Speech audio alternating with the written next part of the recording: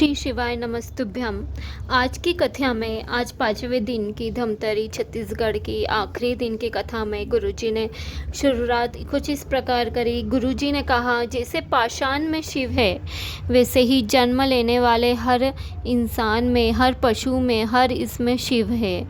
मंदिर में शिव है, घर में जो शिवलिंग है उसमें शिव है। जल चढ़ाने वाला भी शिव का ही रूप है और जो जल चढ़ा रहा है वह भी शिव है। और हमारा सनातन धर्म हमें हर जीव का आदर करना सिखाता है।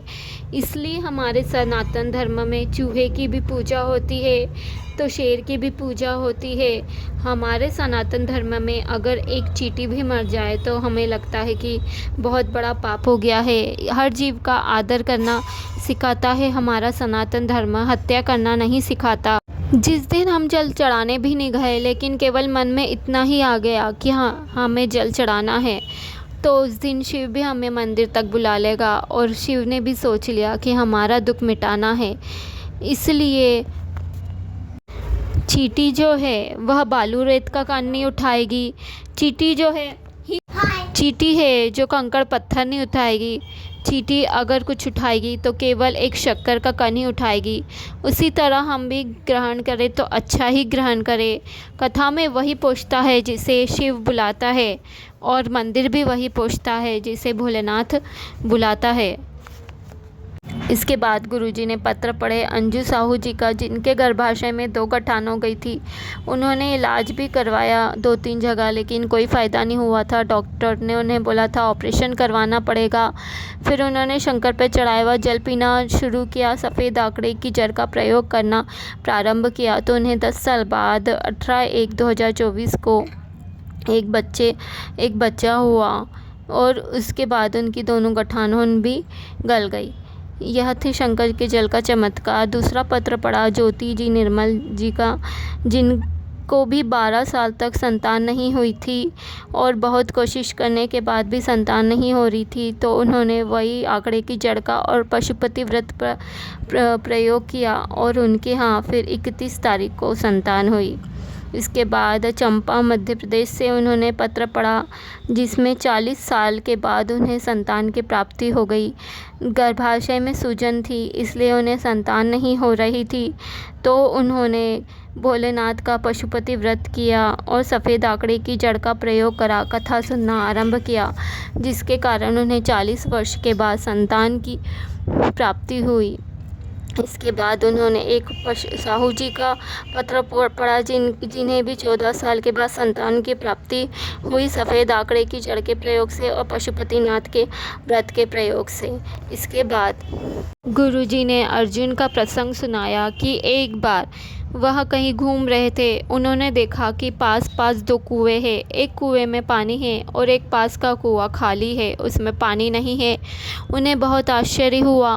फिर वे आगे बढ़े तो उन्होंने देखा कि एक गाय ने अभी बछिया पैदा की है और जब बछिया गाय का दूध पीती है, लेकिन उन्होंने उल्टा देखा कि गाय बछिया का दूध पी रही है।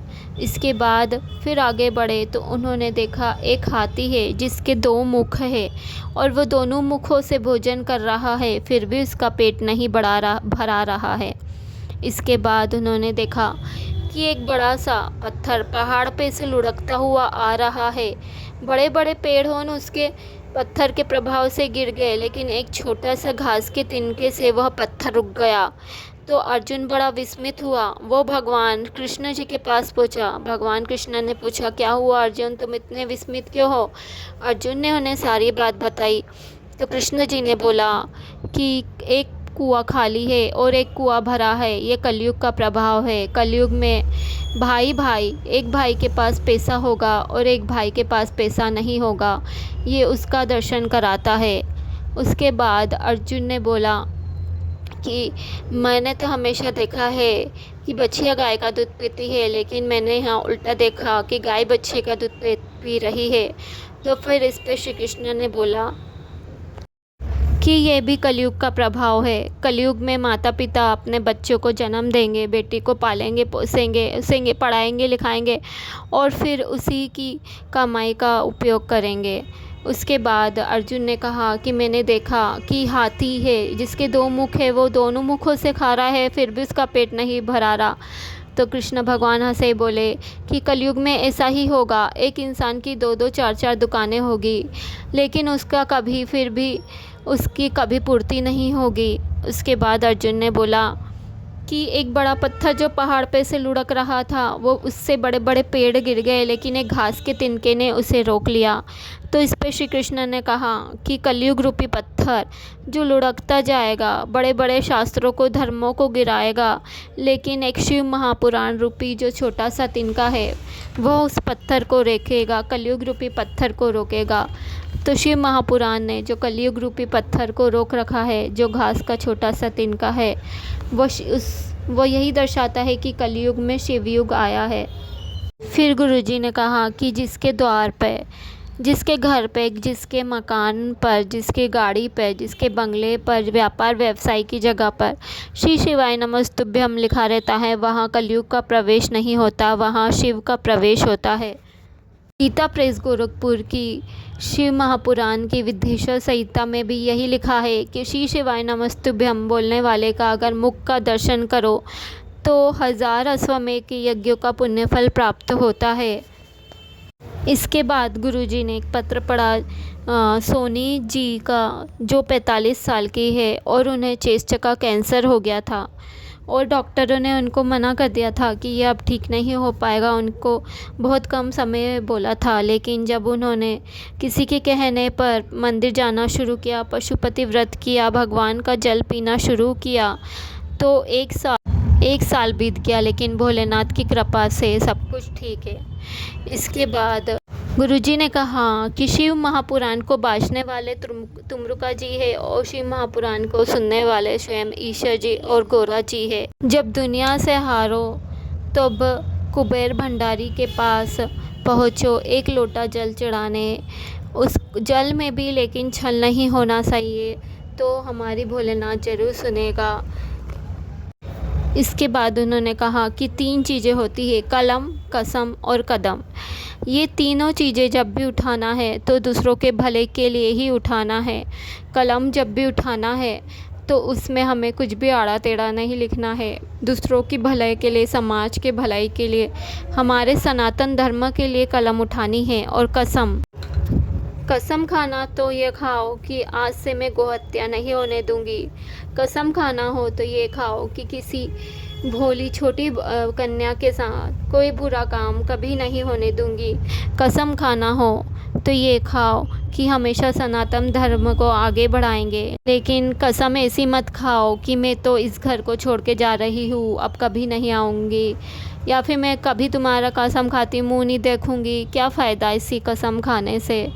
इसके बाद गुरुजी ने कहा कि कदम भी बढ़ाना है तो हमेशा अच्छी जगह की ओर कदम बढ़ाए, जैसे शिव महापुराण के लिए कदम बढ़ाए, कथा सुनने के लिए कदम बढ़ाए, मंदिर जाने के लिए, देवालय जाने के लिए कदम बढ़ाए। इसके बाद उन्होंने कहा धर्म को कभी भी धंधा नहीं बनाना चाहिए। हमेशा किसी से धर्म का बोल के पैसे ले लिए और अपना बंगला खड़ा कर लिया, ऐसा नहीं, काम करना नहीं चाहिए। कभी भी काम करना है तो अपनी मेहनत से करो और उसी से आगे बढ़ो। धर्म के पैसे का तुम थोड़े समय तो खा लोगे, लेकिन बाद में 7 पीढ़ियाँ तुम्हारी नरक भुगतेगी। मेहनत का खाओगे तो बच्चे भी आगे बढ़ेंगे। और इसके बाद गुरुजी ने कहा कि भोलेनाथ से प्रार्थना करना कि हमेशा तेरे मंदिर में चल के आया करूँ, मेरे हाथ पाँव सलामत रहे, हमेशा तेरे दर्शन करता रहूँ, ऐसी कृपा बनाए रखना। हम बड़ों के पाँव क्यों छूटते हैं? ऐसा पूछा गुरुजी ने कि पाँव ही क्यों छूते हैं, हाथ क्यों नहीं छूते, सिर क्यों नहीं छूते हैं? क्योंकि ये पाँव ही है जो हमें चल कर मंदिर तक ले जाते हैं, शिवालय और देवालय तक ले जाते हैं। शिवालय 2 तरीके से जाया जा सकता है, एक पैर से चलकर, एक मन से चलकर। अगर हम मन में बैठ के सोचें कि मैं केदारेश्वर का दर्शन कर रहा हूँ, मैं काशी विश्वनाथ का दर्शन कर रहा हूँ, जहाँ हमारा मन पहुँच जाए उस दर्शन का फल हमें प्राप्त होता है। इस पर उन्होंने एक सास बहू की कथा भी सुनाई कि एक सासू और बहू में बड़ा प्रेम था। एक बार सास गंगा जी नहाने गई उनके मामा जी के संग, और बहू घर पे ही थी। तो सास गंगा जी में नहा रही थी। तो बहू ने सोचा मेरी सास तो गंगा जी में नहा रही होगी, क्यों ना मैं घर में ही बाल्टी में गंगा जल डाल के नहा लूँ। और बड़े भाव से वो घर में ही गंगा जल डाल के नहाने लगी। उधर सास जब गंगा जी में नहाई तो उनकी अंगूठी खो गई, और जब बाल्टी में ही घर में बहू नहाने लगी तो उस बाल्टी में उसे वह अंगूठी मिल गई। इसके बाद जब सास तीर्थ करके वापस आई, घर में बहू से मिली और बहू से कहा बेटा मेरी अंगूठी घूम गई। तो बहू ने कहा माँ जी यही है क्या आपकी अंगूठी? मैं जब घर में नहा रही थी बाल्टी में गंगा जल डाल के तो मुझे यह मिली।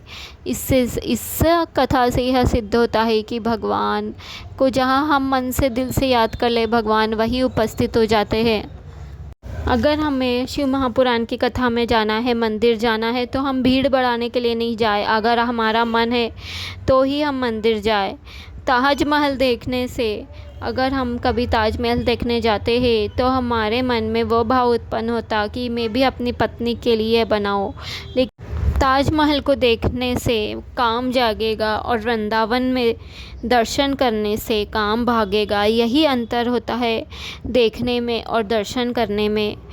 इसके बाद गुरुजी ने कहा कि भीष्म पितामह ने दुर्योधन के घर का अन्न खाया था जिससे उनकी बुद्धि बिगड़ गई थी, इसलिए भरी सभा में द्रौपदी का चीर खिंचा रहा था, तब भी वे चुपचाप बैठे हुए थे। गुरुजी ने कहा कि जैसा खाया अन्न वैसा हो गया मन, जैसा पिया पानी वैसी हो गई वाणी, और जैसा पिया दूध वैसा बन गया बुद्ध।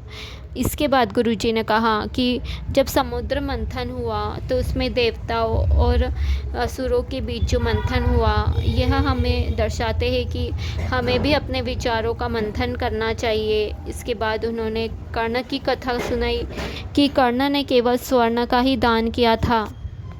कर्ण ने जीवन भर केवल सोने का दान किया, और जब अभिमन्यु मर रहा था, मरते समय उसने कर्ण से पानी मांगा था, लेकिन कर्ण ने उसे पानी नहीं दिया। तो वही पानी जब नीचे झलका और कीचड़ बना, और उसी कीचड़ में कर्ण के रथ का पहिया फंसा, और उसी में फंसकर कर्ण की मौत हो गई। अभिमन्यु को पानी नहीं दिया और उसी पानी में उसकी मौत हो गई। इसके बाद जब कर्ण मरकर ऊपर गया, क्योंकि उसने केवल स्वर्ण का ही दान किया था, अन्न और जल का दान नहीं किया था। भगवान कृष्ण ने उसे मौका भी दिया था जल दान करने का, पर उसने कभी जल का दान नहीं किया। तो ऊपर जब वो गया तो उसे सब कुछ सोने का ही मिला, सोने का चादर, सोने का पानी, सोने का खाना। वह बहुत परेशान हो गया। उसने सबसे प्रार्थना करी और 16 दिन का समय मांगा कि मुझे 16 दिन धरती पे भेज दो, मैं खूब अन्न और जल का दान करके फिर वापस आऊँगा। उसे फिर 16 दिन धरती पे भेजा गया, जहाँ उसने खूब अन्न और धन का दान किया। वह 16 दिन वह श्राद्ध के ही कहलाते हैं। श्राद्ध के दिन बहुत महत्वपूर्ण होते हैं। इस श्राद्ध के दिनों में अगर हम किसी को एक बूंद पानी का भी या किसी को थोड़ा सा भी अन्न का दान करते हैं तो वह हमारी 7 पीढ़ियों तक को लगता है। इसके बाद गुरुजी